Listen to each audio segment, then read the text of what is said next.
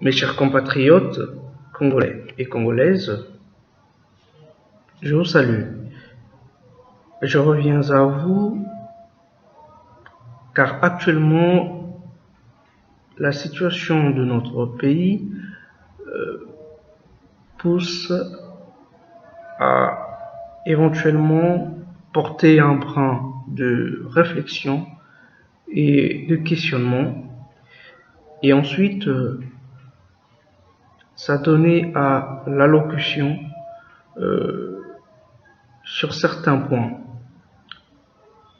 juste en tant qu'observateur et en tant que citoyen. Je voudrais particulièrement, dans ce message, attirer l'attention de la jeunesse, tout simplement. C'est vrai que les choses ne vont pas comme elles devraient y aller et ne vont pas comme vous le voudrez, mais je vous invite à ne pas perdre espoir. Nous, le peuple, évidemment, aussi bien gouvernants que gouvernés, pour les gouvernants, je ne mettrai pas ma main à couper, mais je suis sûr et certain, dans leur tréfonds, que les gouvernants ont cette conscience de bien vouloir admettre que vous êtes notre force. Et évidemment, nous, au sein de la diaspora, nous comprenons les enjeux actuels du pays. Et nous avons de forts potentiels de croire que tout n'est pas perdu. Au contraire,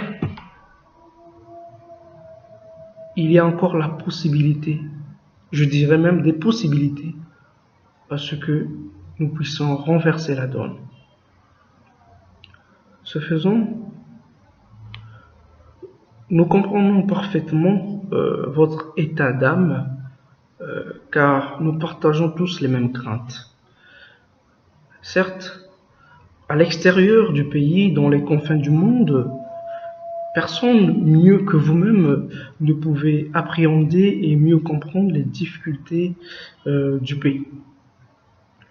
Mais sachez que nous sommes de tout cœur avec vous dans le combat pour la réussite. Parce que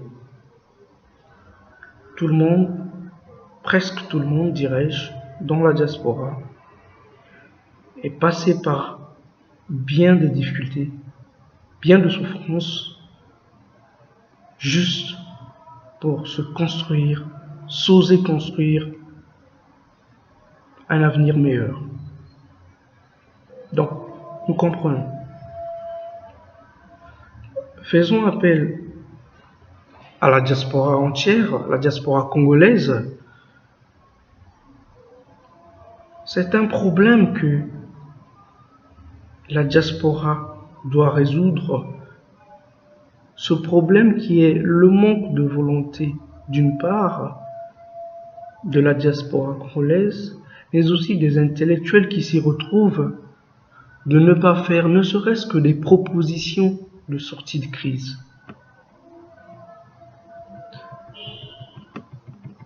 Évidemment, nous devons contribuer au développement de notre pays,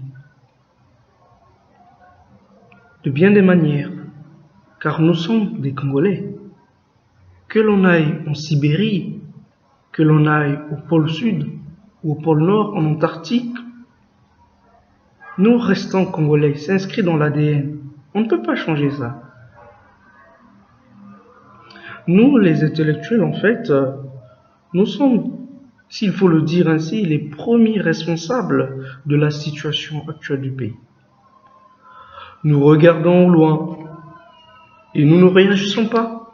Nous restons bouche bée face à la crise économique que traverse notre pays.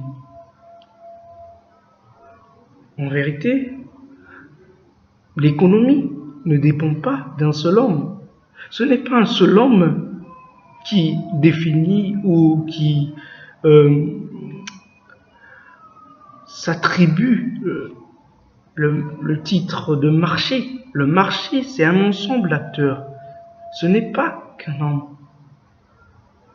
Ce sont des acteurs qui s'échangent des biens et services.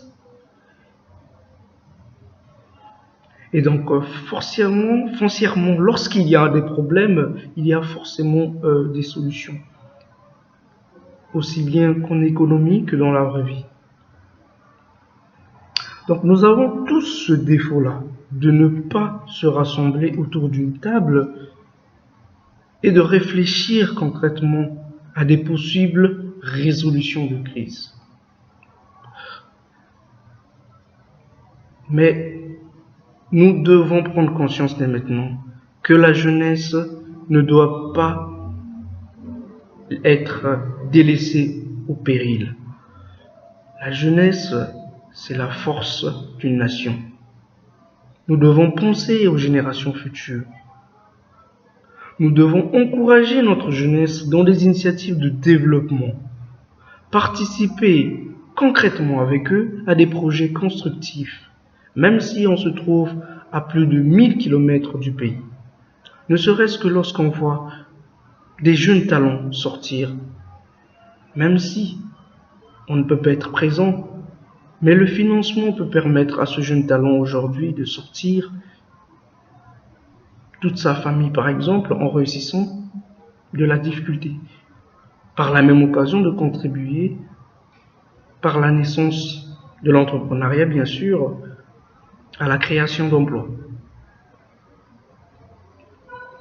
Donc, nous devons financer des idées nouvelles et les jeunes talents susceptibles de créer de la valeur au pays. L'économie, en tant que telle,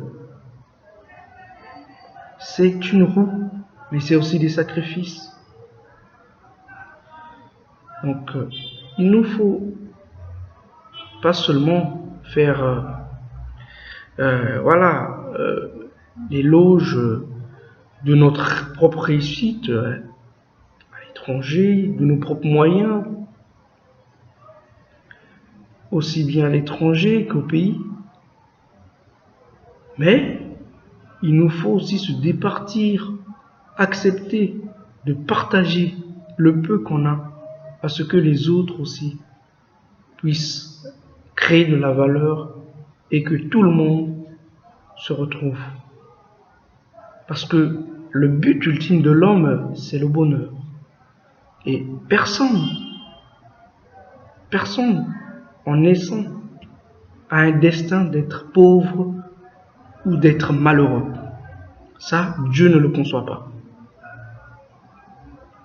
Jeunes Congolais, n'abandonnez surtout pas vos rêves.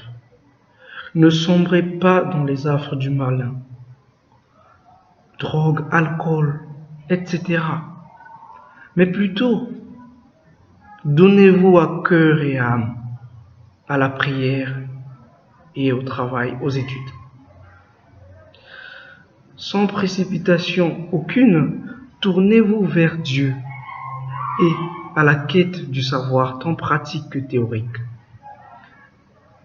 Vous verrez que les fruits qui en sortiront ne seront que les meilleurs. Accordez peu d'estime aux biens matériels et à l'argent, parce que ça, ce ne sont que des conséquences en fait. Ça viendra tôt ou tard, et encore mieux lorsqu'on travaille pour les avoir. On est fier d'avoir ça. Donc, à jamais, nous avons foi, sincèrement.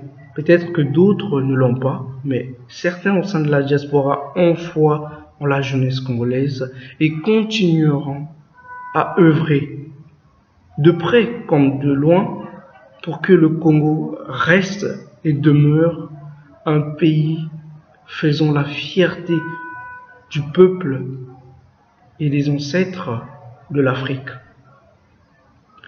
Le développement du pays n'est pas externe. Il est en chacun de nous. Le développement c'est ici et maintenant, dans le présent. Alors, sachez que au moment où vous regardez ce message, vous devenez pleinement acteur ou actrice du développement, d'abord de votre propre personne, mais également de votre entourage, ainsi de suite, et de votre patrie. J'ai foi en la jeunesse et je sais qu'on va réussir. Que Dieu vous bénisse et que Dieu bénisse la République du Congo ainsi que toute l'Afrique. Je vous remercie pour votre attention.